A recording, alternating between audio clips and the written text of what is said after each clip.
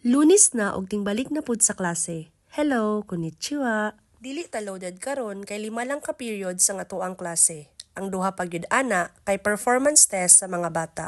Nagsayo-sayo ko og adto sa station kay need ko mag-refill sa kuang card kay basig dili na ni siya maigo para pang pliti sa bus. Mao ni ang station diri sa Nirasaki. So kung mosulod ta diri, ang second floor ani kay dira pud ta mo sakay sa train. Ang kana di ay yellow lane kay intended na siya sa mga blind. Special lane na para sa ilaha. Upat ka buok ang ilahang machine diri mo nang dili ta malisdan og madugayan kung mag-refill manggaling ta sa ato ang card tapos nagdali-dali na gud ta kay wala nay oras. Walay dapat ikabala ka kay okay ra gid siya. Ug kung ugaling pod nakanihonggo tanan tapos daghan ang kanji unya dili nimo masabtan, pwede ra pod nga mag-change ka og language na prefer nimo. Daghan kag pwede ka pilian na asay Chinese, Korean ug labaw sa tanan English nga mas halinon kaayo sa tanan. Halos tanang lugar diri sa Japan kay naa jihanki katong vending machine para sa mga drinks. Ang uban naara pod siya sa dalan so kung magbaklay ka tapos uhawon ka, dali ra kaayo ka makapalit. Nahuman na day ko og refill sa kuang card dira tapos naringkod na ko diri while naghulat ko sa bus. 7:44 pa maabot ang bus padulong sa eskwelahan. Ang mga kahoy diri sa station kay nangaupaw na gid siya kay nangahulog na ang iyang mga dahon. So kanang dako nga building dira mao na ang mall nga ako ang giingon nga duol diri sa station. Sari-sari na ang mga kaganapan pag naa ka diri sa station. So ang ilaha pong bus diri kay daghan og klase-klase nga color ug style. Unya ang sikat nga picture nga ginabutang nila kasagaran sa kilid sa ilahang bus kanang frog nga ginatawag nila og Nira.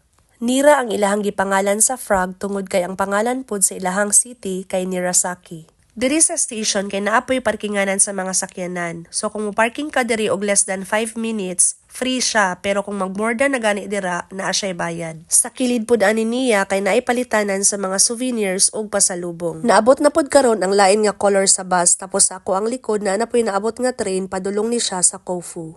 Ang interval sa ilahang train diri kay mokabat pud siya og mga 15 to 30 minutes. Ang ilaha pong bus diri kay mga 2 hours pud siya kapin mo nang dili ka pwede magpadugay-dugay ug magpa-late-late pag moadto ka sa station. Ang ilahang time schedule diri kay motunong gid siya kung unsang orasa sila maabot mo nang makabana-bana gid ka kung malate na ba ka or dili pa. Ang ilahang train diri kay klase-klase pod na tama-tama lang ang dagan, na ay mas kusog gamay ang dagan tapos napoy mas kusog jud siya tapos kung mas kusog ang imong pilion, syempre mas dako-dako imong mabayad. Daghan na ang mga naabot nga bus, pero kani nga mga bus dili ni siya moadto sa eskwelahan unya lahi ang ilahang padulungan ani. Tagsa lang kaayo nga malate ang ilahang bus diri ug kung malate manggaling sila, i-explain nila pagsakay nimo ug nganong na late sila. Walay konduktor ang ilahang bus kay pagbayad nimo sa imuhang pliti naa may machine nga imo harang hulugan sa kwarta. Para imong mahibal-an kung pila ang imuhang ipliti, pagsakay pa lang nimo daan, magkuha na ka og ticket nga i-release pod sa mismong machine.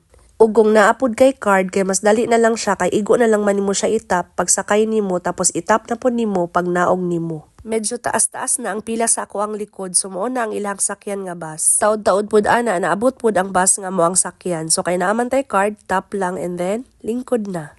Pag naog pod nato unya kay itap pod nato siya sa machine nga dapit didto sa driver. Pero wala kay card kadtong ticket nga imong gikuha pagsakay nimo mao to ang imong una ihulog tapos isunod dayon nimo ang kwarta. Ang sunod nga stop kay diri naman sa eskwelahan so mo nang gipislit na nako ang tumarimas para ihunong ko sa bus. Right after sa klase kay naay meeting ang tanang teachers unya nahuman ra pud siya og alas 4. Pauli na ko ani unya naghulat na ko ani sa bus. Dulom-dulom na siya bisan og alas 4 pa kapin. 4:30 maabot ang bus tapos 4:15 ta naabot diri. Naa sa mga 10 minutes lang ang biyahe ani padulong sa station. Pag abot na ko sa station kay ako aday gikuha ang bike. O di ba, nigawas ta nga hayag ni uli ta nga ngit-ngit.